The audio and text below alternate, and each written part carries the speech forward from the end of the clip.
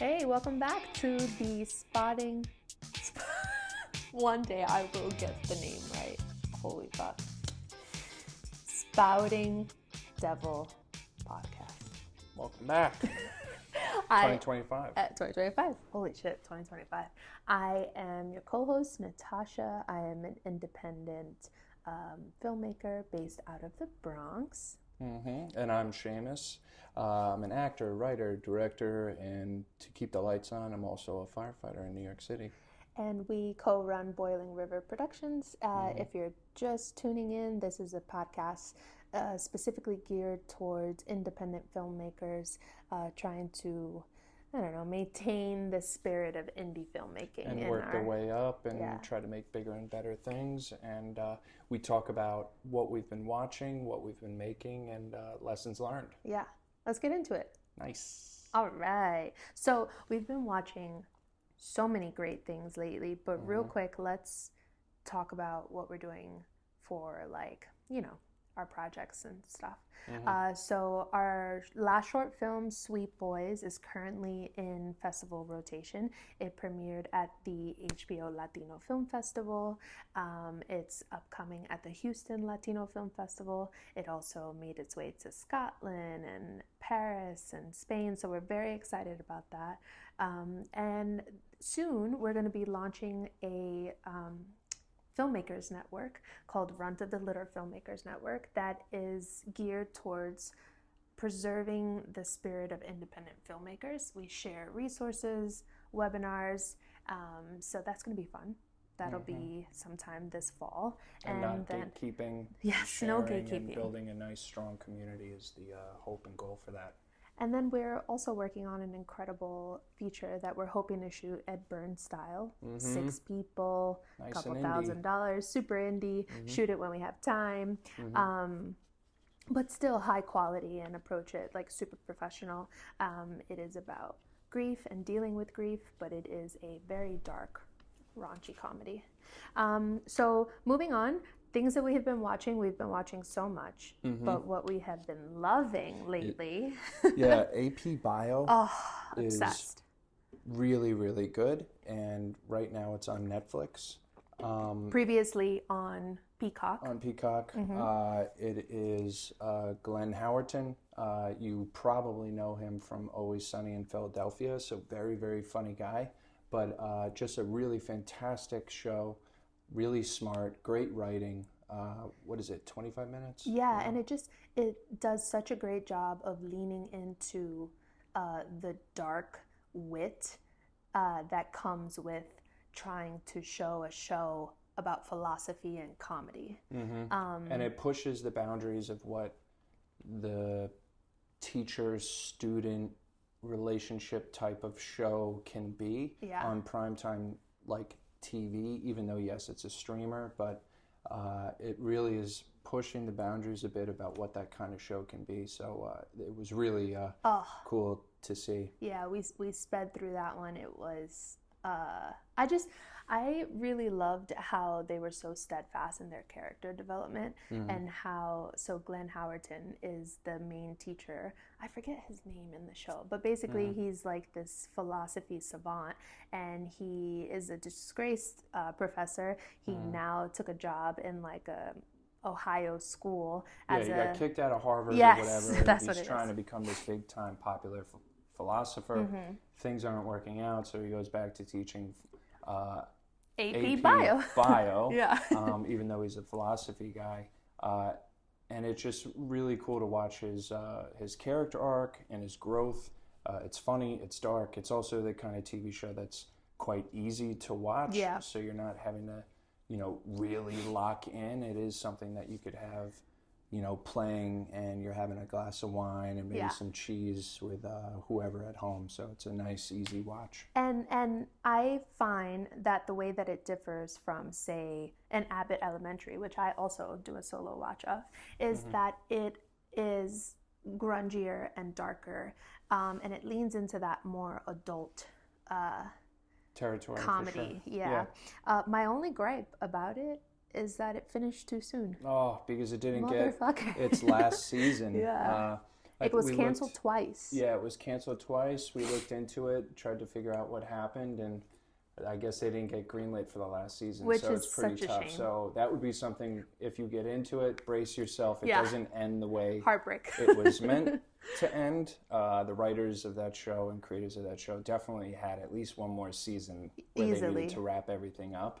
And whatever happened on the business side, it didn't happen. So just brace yourself for that. But everything leading up to it is And really, if you're really not into philosophy or science, don't worry. You're not going it's to not about learn that. anything about those Yeah. topics. You're really watching the journey of this guy coming to age, and he's already middle-aged. And he's hit this like rock bottom. Yeah. And he's got to work his way back up. And It's he's very being good. guided by teenagers who are also coming of age. So it is a really sweet coming of age story. And it has Patton Oswalt and Paula Pell, SNL genius.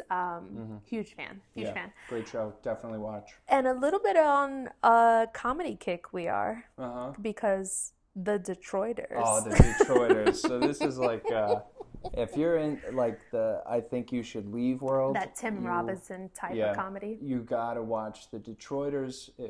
That was another show. It only had 2 seasons, but you should definitely watch that if you're into that world.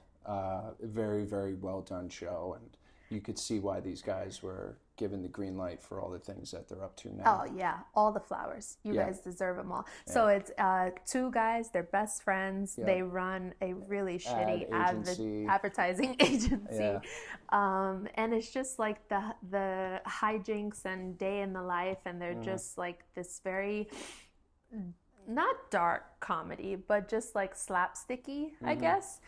And I really appreciate how the diversity and the eclectic cast that they use around them. They are not your typical like every side plot person is this model or I've seen that person in a million things, and they use really genuine, cool, funny people, and it really works. Human-looking people, And it's all about their love for Detroit as well, and they use Detroit people, and they're in Detroit, and you could really feel the loyalty on screen, and I respect that and love that, and they killed it. And it's just, it makes you laugh till your sides hurt and you cry. There are so many quotable, memeable. Yeah.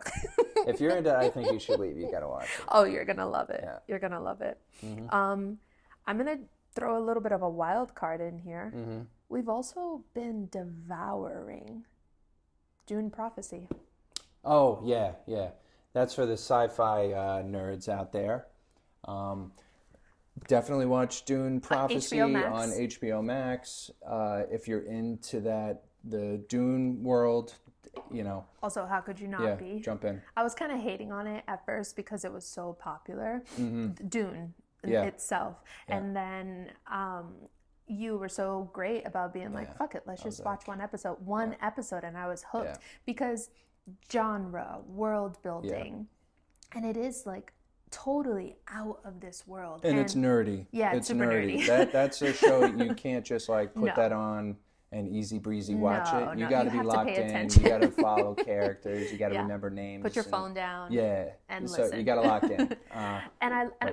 I just love how I have some gripes with it, sure, but I just love how I didn't know a fuck all about Dune. I never saw the movies, never read the books, never saw the original version, and they did such a great job with setting it up in the first, I would say 1 to 3 episodes, that like I was totally hooked. Granted, I love sci-fi and I can follow that stuff pretty easily, but I thought the writers did a really good job of world building. Character development, maybe not so much, but world building, holy shit. Yeah, definitely lock into that. For sure. All right. Yeah. And so our format has shifted a little bit. We're going to, I think, focus primarily on audio. Audio for now. Yeah. Maybe throw in some video episodes later on, or if we have more time, but we are kind of balls to the walls working on all these other projects. Yeah. And, which is exciting. Yeah, which is great. It's exciting. But we definitely want to keep the podcast going, and it's something we really enjoy. And we hope any kind of questions, feedback, anything you guys want to know, or maybe hear us talk about down the road, we'd love to hear from you. Yeah, and just a little piece of good news for filmmakers who are, I don't know if anyone else, I know people are in the same boat, but there's not that much work right now in New York City. I think they released some statistics recently where it was like 15% down in production, like frequency. So some piece of good news is that Governor Kathy Hochul is working on increasing the tax credit and providing bigger incentives for independent filmmakers so that we can compete with New Jersey and get some work back in New York City. Fucking A. Hopefully some work gets back in California too so that they can recuperate those filmmakers with the fires that they're going through. But yeah, hopefully some upward movement for filmmakers because it's just such a important industry in the fabric of American culture. Storytelling is everything. Yeah. So, yeah, there's a lot of moving parts, but we're trying to do our own little bit here and keep the creative, independent filmmaker vibe going. And so, yeah, please. Do you want to talk a little bit about our experience with film festivals so far? Sure. Yeah, why not? So we have... This is our, third or fourth short film? Third? Yeah. Third. And so I feel like a lot of people don't talk about festival approach, which I myself am learning more about in coming up with a production plan. Also come up with your distribution plan before you start shooting versus after to not prolong it. Yeah. So I'm looking forward to approaching the next project with a distribution plan in place. However, stronger distribution plan in place. Every new project we take on, we learn a little bit more and a little bit more, and so anything that we think is of value and can share, we definitely will. I have a quick little tip to share. So trying to get as much of the early bird deadlines as possible. Never underestimating the power of a well-worded email to a festival programmer. But also the early bird special, before we breeze past that, for those that may not know. So there's the early bird special, right? The tier of when you submit your project. So the early bird festival, for example, could be like $10 if you apply in January. But if you wait 2 or 3 months, then you're doing the regular deadline, 60, and then 70, it could be like $60 or $70. Which is unsustainable. That's big money. So it adds up. Definitely taking advantage of the early bird has been good for us. I've also been reaching out to a lot of programmers, expressing the importance of the film, sharing EPKs and stills, and surprisingly, a bunch of people have responded with discounts, which has been so nice. Of course, it's super disheartening when you apply to, say, 100 film festivals and you only get into like 18, but the process is getting easier. Also, on Film Freeway, there is the option to opt into their marketing, where it's like $50 or something like that for the week, and it boosts your it boosts your film on the website. And we got so many discounts. Granted, they're B, C, D tier film festivals, but if you are looking for niche specific festivals, or you're not become a gold member, at least definitely when you have a project and you're ready to submit, it is worth it in the long run. If you're going to submit to a decent amount of festivals, become a gold member. And going back to niche film festivals, sometimes the option, or rather the realistic outcome of you getting into, say, a Sundance or a Tribeca or whatever, it's probably not that high if you don't have an A-list person, because that seems to be where it's trending now. But if you focus on niche film festivals, if your film is about like a Latino queer sci-fi, that's the film festivals that you should be targeting. Film festivals out there that are specifically kind of looking for those type of projects. So definitely keep your eye out and really look into, if you want to submit to a festival, do background checks on them. Don't just give your money away. There is also, I think, unfortunately, a decent amount of quote-unquote festivals that kind of, when you look into it, it's like, is that a real fucking festival? Yeah. Like, is it? And so you just don't want to just start throwing money out the window. So definitely do the background checks. Because it adds up. It gets expensive. Yeah, hell yeah. And speaking of distribution plans, something really cool happened for our short that we did back in COVID, Archive in the Storyteller, which was a romantic comedy sci-fi.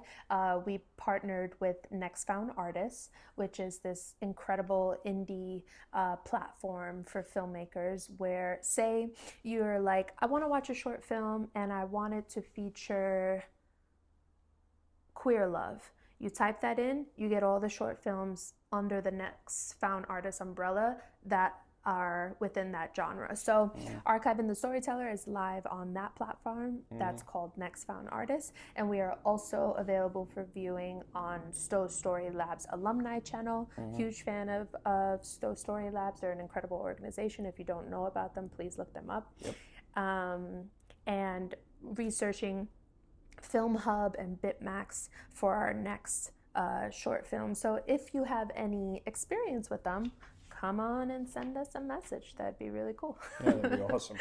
And so to wrap it up, what are you excited for award season wise? Because we are in Moira Rose's favorite season, award season. Yep. So what are you excited to see that you haven't seen? What have you seen that has stuck with you? What are you excited for? What are you looking forward to? I want to see Dune just like take a lot of like really great awards because I thought that was such a fantastic film. Sucks they're not nominated for much, but they should. No, they are. Best Picture. True. They should get all the things. Production design. All the things. I really love that movie. We're slowly making our way through our screeners because we are union members. I am a TGN member. Seamus is a SAG member. And I want to see that guy from Sing Sing win. Coleman, love. And the other guy, right? Oh, Clarence. He was fantastic. Yeah, he was fantastic. He was really the heart of the film. Yeah, he was brilliant. Yeah. That would be really cool to see. My thing that I really want to see is Nickel Boys, directed by Ramel Ross, because I was just on a webinar with indie directors that are nominated, and he was talking about the film and how stories that get into the canon of American like consumption basically create a constitution, and if every film that you see favors a certain kind of person, then you as the audience are like, well, I gotta just follow that, and that's how these people are treated. I'm not saying it articulately he did, but the way he said it was so beautiful. It was just saying how important Black stories are, queer stories are in our mainstream media, because at the end of the day, if you can see it, you can be it, kind of thing. So I'm very excited to see Nickel Boys. Maybe we watch that tonight. Yeah, that'll be awesome. So hopefully doing this maybe once or twice a month. TBD if we'll still get some guests. We're available on Spotify, Apple Music, Amazon, and wherever else. We have a nice Instagram handle, the Spouting Devil Podcast on Instagram.